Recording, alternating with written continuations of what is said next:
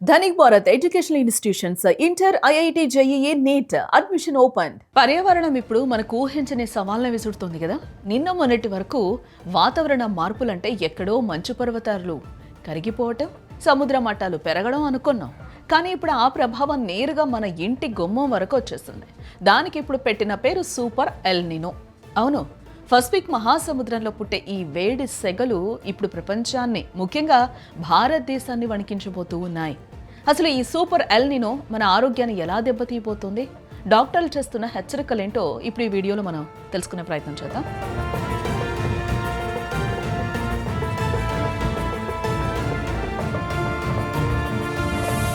Pacific మహాసముద్ర ఉపరితల ఉష్ణోగ్రతలు సాధారణం కంటే 2 డిగ్రీలు మించిపోవడంతో శాస్త్రవేత్తలు దీన్ని సూపర్ ఎల్ నినోగా ప్రకటించారు. దీని ప్రభావంతో ఇప్పటికే దేశవ్యాప్తంగా ఎండలు మండిపోతున్నాయి. మే నెల ముందే రికార్డు స్థాయి ఉష్ణోగ్రతలు నమోదవుతుంటే ఇక రాబోయే రోజులో ఊహకే అందడం లేదు. ఈ సూపర్ ఎల్ నినో కేవలం ఎండలతోనే ఆగిపోదు, మన దేశ జీవనాధారమైన నైరుతి ఋతుపవనాలను కూడా దెబ్బతీస్తుంది. దీనివల్ల వర్షాలు కరువై మధ్య దక్షిణ భారతదేశంలో కరువు ఛాయలు అలుముకునే ప్రమాదం ఉంది. ఒకవైపు ఎండిపోతున్న పంట పొలాలు, మరోవైపు నగరాలను ముంచెత్తే ఆకస్మిక వరదలు. ఈ వాతావరణ విలయం మన ఆర్థిక వ్యవస్థపైనే కాకుండా సామాన్యుడి ఆరోగ్యంపై కూడా తీవ్ర ప్రభావాన్ని చూపుతోంది. ప్రకృతిలో ఎల్ నినో అనేది ఒక సహజ ప్రక్రియ అయినప్పటికీ అది సూపర్ స్థాయికి చేరినప్పుడు దాని తీవ్రత ఊహకందని విధంగా ఉంటుంది. ప్రపంచ వాతావరణ సంస్థ హెచ్చరికల ప్రకారం దీనివల్ల భూమి మీద ఉష్ణోగ్రతలు గరిష్ట స్థాయికి చేరుకుంటాయి.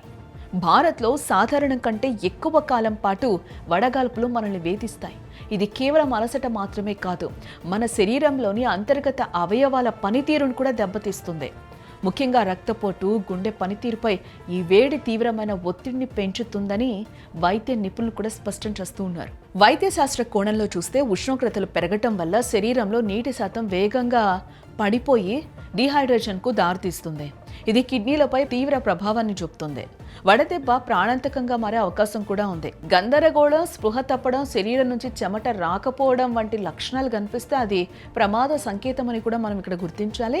ఇక ఈ వేడి గాలిని కూడా విషతుల్యం చేస్తుంది. కాలుష్య కణాలు, ఓజోన్ స్థాయిలు పెరగడం వల్ల ఆస్తమా, శ్వాసకోశ వ్యాధులు ఉన్న వారికి ఊపిరి తీసుకోవడం నరకప్రాయంగా మారుతుంది. ముఖ్యంగా నగరాల్లోని కాంక్రీటు నిర్మాణాలు ఈ వేడిని ఇంకాస్త పెంచి గాలి నాణ్యతను తగ్గించేస్తాయి. అటు మరోవైపు అస్తవ్యస్తంగా మారే వర్షపాతం వల్ల దోమలు పెరిగి డెంగ్యూ, మలేరియా వంటి ప్రాణాంతక వ్యాధులు ప్రబలే ప్రమాదం కూడా పొంచుంది.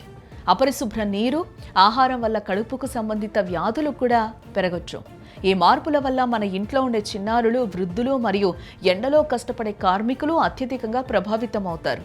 బీపీ, షుగర్ కోసం మందులు వాడేవారు ఈ సమయంలో మరింత అప్రమత్తంగా ఉండాలి. అయితే ఈ విపత్తును మనం అడ్డుకోలేకపోయినా మనల్ని మనం కాపాడుకునే మార్గాలు మన చేతుల్లోనే ఉన్నాయి.